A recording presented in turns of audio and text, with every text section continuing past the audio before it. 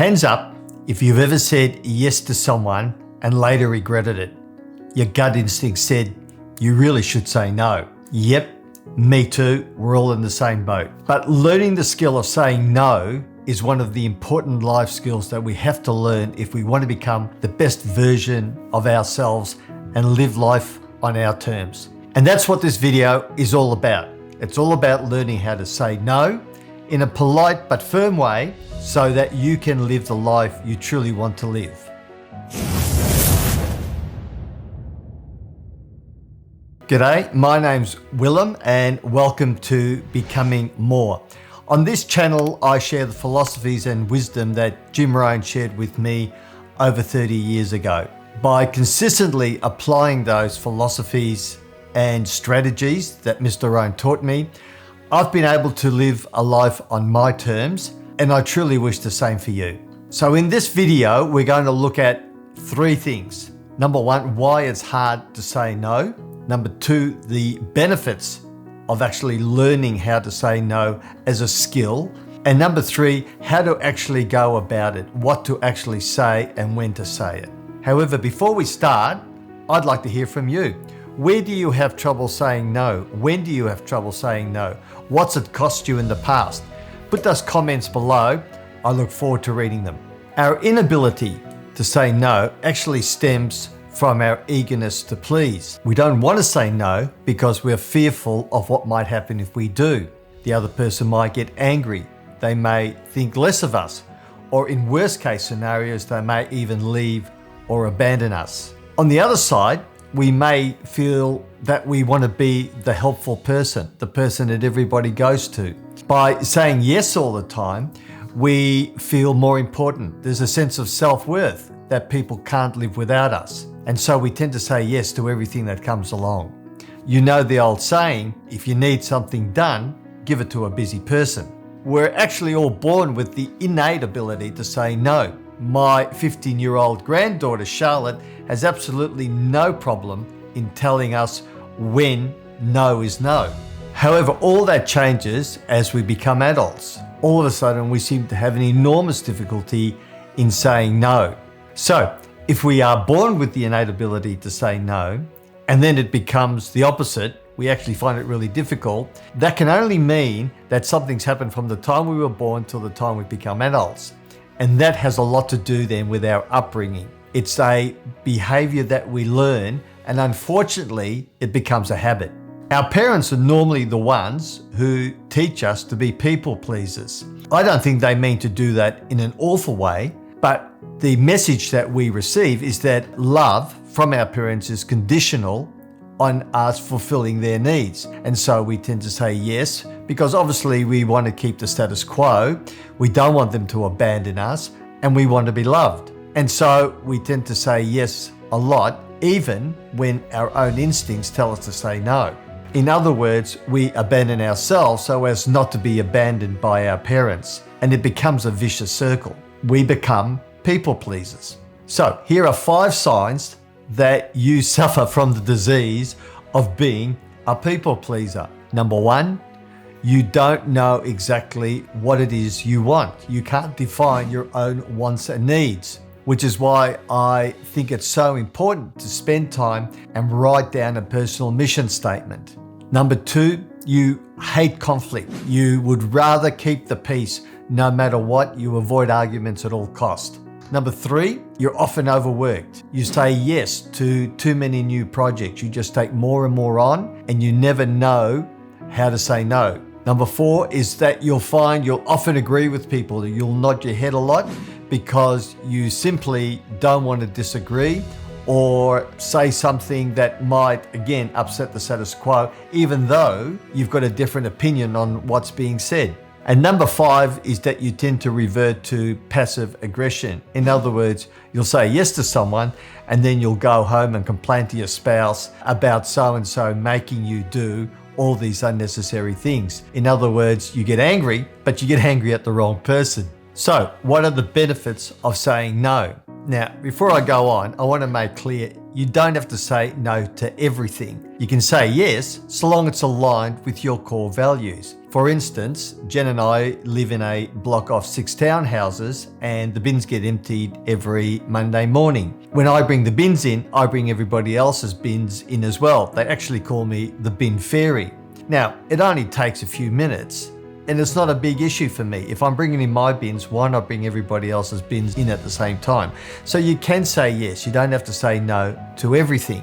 However, it is important to understand that when we are saying yes to someone else, we are saying no to ourselves. We are sacrificing a small bit of our already short lives. You'll never be able to live an authentic life, the life that you want, a life without regrets, if you consistently yield your time when other people ask for it. We only have limited time, resources, and energy. If we give all those resources and energy to other people, there's simply nothing left for ourselves and we burn out. Mr. Rohn used to say, don't let your mouth overburden your back. In other words, don't take everything on because there simply isn't enough time and energy left to do the things that are most important to you. Saying no allows us to retain that energy and that time.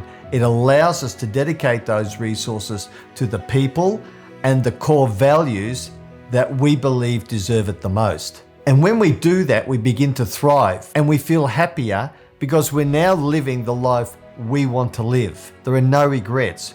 We're spending the time and energy on the things that are most valuable to us rather than somebody else's. Mr. Rohn always said, if you don't have a plan for your own life, you will become part of someone else's plan. And guess what they have got planned for you? Not much. So I would really encourage you to take this skill very seriously. So please, design your own plan. Design your own life. Don't live someone else's plan. This is such an important skill to learn. Okay, let's discuss how to actually say no in a polite way so you don't come off as a jerk, but you still get the results you want. Now, let me promise you, if you go down this road, when you start trying this, it's going to be hard.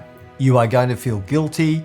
It's going to be difficult. Now, why is that? As we know, when someone asks us for a favor or a request, that is a stimulus, and we feel obligated to answer and answer quickly. The one skill that I feel I've really learned as I've got older is I've been able to put a gap, quite a lengthy gap sometimes, between the stimulus and my response. It's not a knee-jerk reaction like it was when I was younger. If someone asked me earlier in my younger years, hey Will, can you do this? I never thought about that gap between the stimulus and the response. I would simply just promptly answer.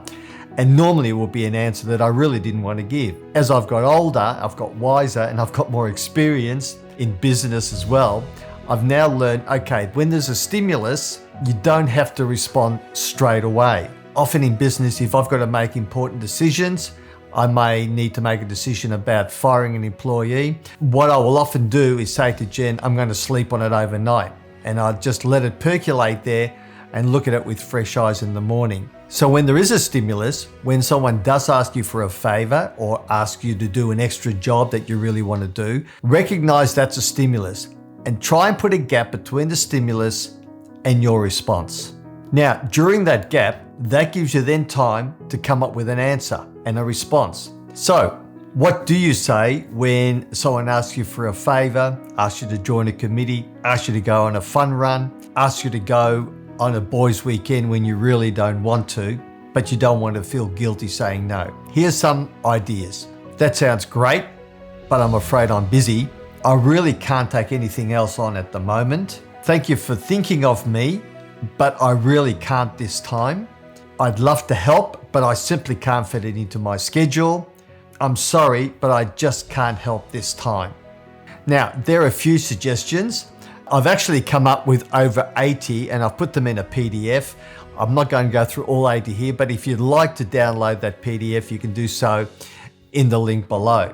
Now, the key is to memorize and learn 3 or 4 that you can use without having to think about it. It becomes a habit where you get the stimulus and you already know how it is you're going to respond. Now, one of the things I don't like to do is lie. I remember when I was younger, people would sort of say, oh, well, just make a white lie up, say that you've got something else on. I've never felt comfortable with that. To me, it's not a white lie or a purple lie, it's a lie. A lie is a lie, and I just don't like being dishonest. But the quotes that I've given you, for instance, thank you for thinking of me, but it's just not for me, that is an honest comment. It's just not for you. So I don't think you have to lie. I think you've got to be honest. You don't need to explain yourself. If you say, I can't fit it into my schedule, you don't have to explain to that person why you can't fit it into that schedule. That simply should be enough. If your comment that you can't fit it into your schedule isn't good enough for them, they ask, well, why can't you fit it into your schedule? My question would be, are they the sort of people you really want to be that close to anyway? So there you have just a few ways of being able to say no without feeling guilty, being totally honest. Now, I find that if I plan my week in advance on a Sunday, often there's just simply no room left for much else. And so I don't have much trouble if someone says to me, hey, by the way, do you want to go and do this week? I really don't have any trouble saying no, because the reality is it's already scheduled into my calendar. For instance, if someone had asked me to have lunch or a coffee today, I would have said, look, sorry, I can't, but I already have an appointment. And that appointment was right here, shooting this video. And so I have no problem then saying no, because that time is already allocated. So one of the best ways I feel you can be quite genuine about saying no is to have your time well planned, have your day well planned. As Mr. Rome would say, don't start the day till you have it finished on paper. If you do that, then you can legitimately say to people, I simply can't fit it into my schedule. Now, here's a couple of bonus tips to make it even easier to say no. And number one, I would get yourselves one of these. And I put this on my office door. If I don't want disturbed, I close the office door and I tell people what time it is that I'll actually be back. And my team all know that when the door's closed and the clock's out, Willem's working on something, he doesn't want to be disturbed, but they also know what time I'll be available so they can come back at that time. So I don't even have to say no. If someone says, hey, Will, have you got a minute? I don't have to say no, because they're not even going to interrupt me. But I've laid those rules out quite clearly right up front. The other thing that I would highly recommend to you, and I do this all the time, is to use the focus settings on your phone, your do not disturb. My phone tends to be on do not disturb most of the day, but I do have a voicemail there that says, if it's important, please leave a message. I will get back to you, and I do. But I don't answer the phone every time it rings, because otherwise I simply wouldn't get things done. I wouldn't get this video shot. If I had my phone on right now, I can tell you somebody would be calling. So I turn it off. If it's important, they will leave a message. So there's two bonus tips to help you to say no without actually having to say no to the person directly. Now, as I said, one of the best ways to feel totally in control of your life without having to say no to people is to have the week well planned. And in this video up here, I actually discuss how to plan your week and have it finished before you get it started. Now go out and practice what you've just learned in this video. Go and say no. I promise you will thank me later.